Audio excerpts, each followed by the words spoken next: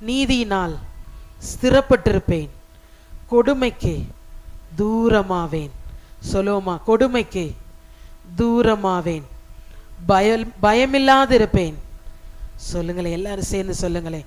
நீதியினால் ஸ்திரப்பட்டிருப்பேன், கொடுமைக்கு தூரமாவேன், பயமில்லாதிருப்பேன், திகிலுக்கு தூரமாவேன்.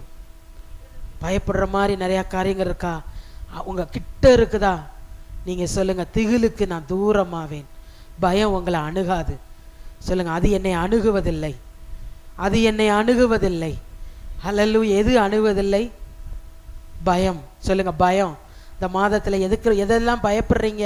எதிர்காலத்தை குறித்து, தேவையை குறித்து, உங்கள் சரீரத்தை குறித்து, வியாதியை குறித்து பயப்படுறீங்களா? ஆண்டவர் சொல்றார், திகிலுக்கு தூரமாவாய், அது உன்னை அணுகுவதில்லை. தொடர்ந்து 15